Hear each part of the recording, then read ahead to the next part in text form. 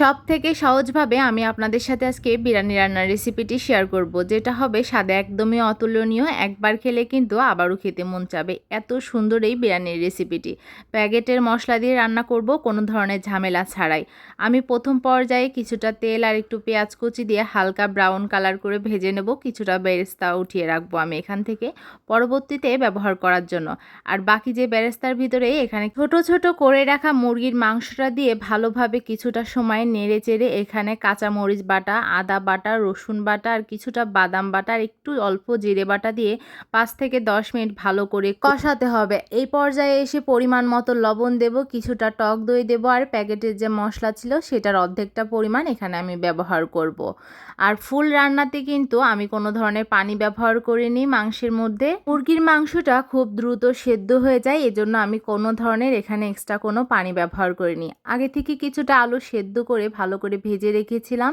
এই পর্যায়ে এসে সেই আলুগুলো আর বাকি যে অর্ধেক মশলা ছিল সেটা দিয়ে কয়েকটা কাঁচামরিচ দিয়ে 2 থেকে 3 মিনিট ভালো করে নেড়ে চেড়ে নিলে কিন্তু আমার এই মাংস রান্নাটা রেডি হয়ে গেছে। পোলোয়ার চালটা ভালোভাবে ধুয়ে ঝরিয়ে রেখেছিলাম। এই পর্যায়ে এসে কিন্তু তেলের ভিতরে 2-1টা দারচিনি আর 2-1 টুকরো এলাচ দিয়ে ঝরিয়ে রাখা পোলোয়ার চালটা দিয়ে ভালোভাবে অনেকটা সময় নিয়ে মিডিয়াম টু লো হিটে ভালো করে ভেজে নেব। এই চাল ভাজাটা ভালো হলে কিন্তু বিরিয়ানিটা অনেক ঝরঝরে হয়। আর আমি এখানে আমার পরিমাণ মতো আন্দাজে পানি দিয়েছি। আপনারা যারা পানির আন্দাজটা বোঝেন না তারা কিন্তু যে পটে চাল দেবেন সেই পটে 2 পট পানি ব্যবহার করবেন এখানে। তাহলে কিন্তু একদম পারফেক্ট ঝরঝরে পোলাও এখানে হয়ে যাবে।